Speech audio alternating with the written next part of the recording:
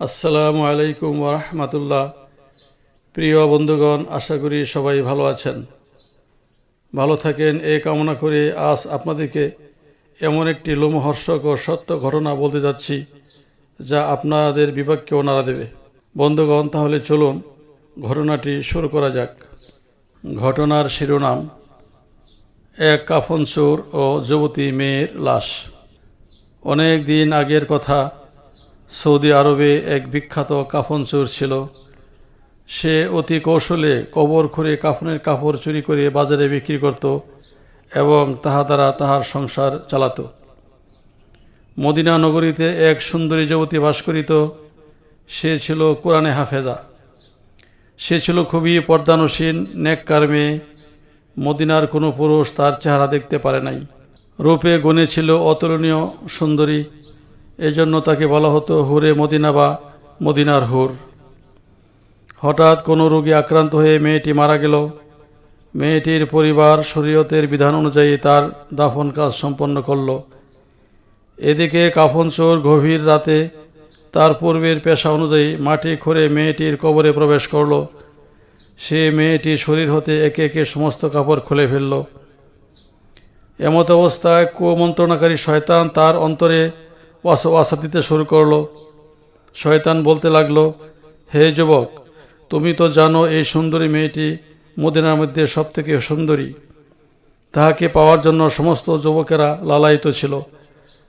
আজ তোমার হাতে সুবর্ণ সুযোগ এসেছে। তুমি এই যুবতীর সাথে সহবাস করে তোমার জীবনকে সার্থক করতে পারো, নতুবা তোমাকে আজীবন পস্তাতে হবে। যেহেতু এখন মেয়েটি মারা গিয়াছে, সে এখন আর তোমাকে বাধা দিতে পারিবে না এবং কিছু বলতেও পারবে না। আর মদিনার লোকজন সবাই ঘুমের ঘোরে নিমজ্জিত, অতএব তোমাকে কেউ দেখবে না। এমন সুযোগ তুমি হাতছাড়া করো না। কাফনচোর শয়তানের প্ররোচনায় পড়ে মানসিক দিক দিয়ে বেশ দুর্বল হয়ে গেল। সে ভাবল, উলঙ্গ যুবতী মেয়েকে বস্ত্রহীন অবস্থায় কেমন দেখা যায়, টর্চ লাইট জ্বালিয়ে একটু দেখাই যাক না কেন। সে টর্চ লাইট জ্বালিয়ে উলঙ্গ যুবতী মেয়েটির উপর নজর করল। সাথে সাথে তার কাম বাসনা জাগ্রত হয়ে গেল। সে আর নিজেকে নিয়ন্ত্রণ করতে পারল না। সে মৃত যুবতী মেয়েটির সাথে অবৈধ কাজে লিপ্ত হলো। কাফনচোর তার কুবাসনা চরিতার্থ করে কাফনের কাপড় নিয়ে কবর থেকে বের হয়ে আসলো। পিছন থেকে তার কানে আওয়াজ আসতে লাগলো, হে পাপিষ্ঠ নরাধম, তুমি আমার সতীত্ব হরণ করে কি সর্বনাশ করলে।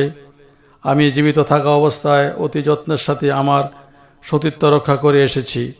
আল্লাহ তাআলার কোরআন মুখস্থ করেছি, ধর্মের বিধিবিধান সঠিকভাবে পালন করেছি। মনে আশা ছিল পুণ্যবান ও পুত পবিত্র অবস্থায় হাসরের মাঠে আল্লাহর দরবারে সাক্ষাৎ করব।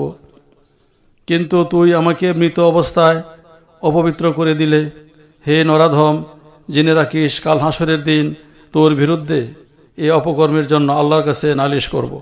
যুবতীর কথাগুলো কাফনচোরের কানে ভেসে আসার পর সে আর নিজেকে সামলাতে পারছিল না। নিজেকে এখন পৃথিবীর সবথেকে বেশি অপরাধী মনে করল। তার অন্তরে অনুশোচনার আগুন দাউ দাউ করে জ্বলতে লাগলো। সে এখন কি করবে কিছুই বুঝে উঠতে পারছে না। চারদিক তার কাছে ভীষণ অন্ধকার মনে হচ্ছে। সে কেমন করে সমাজে ও পরিবারে এ মুখ দেখাবে। অবশেষে সে সিদ্ধান্ত নিল, দয়ার নবী ও মায়ার নবী হজরত মুহাম্মদ সাল্লাল্লাহু আলাইহি সাল্লামের নিকট সব ঘটনা খুলে বলবো, দেখি আমি পাপিষ্টের জন্য নাজাতের কোনো পথ খোলা আছে কিনা। সে রাসূল সাল্লাল্লাহু আলাইহি সাল্লামের নিকট হাজির হলো এবং সমস্ত ঘটনা খুলে বলল। রাসূল সাল্লাল্লাহু আলাইহি সাল্লাম কাফনচোরের মুখে এমন ঘটনা শুনে খুবই মর্মাহত হলেন। তিনি বললেন, এমন নীচ কাজ কি কেউ করতে পারে? একে তো মেয়েটি কোরআনে হাফেজা, তারপর মেয়েটি পর্দানসীন পরহেজগার, তাছাড়া সে একজন মৃত লাশ। এত কিছু জানার পরেও তুমি এমন কাজ করতে পারলে? কাফনচোর দুঃখ, লজ্জা ও ঘৃণায় নিজেকে নিকৃষ্ট মনে করতে লাগলো এবং অজোরে ক্রন্দন শুরু করে দিল। তার দু চোখ বেয়ে শুধু অশ্র গড়িয়ে পড়ছিল।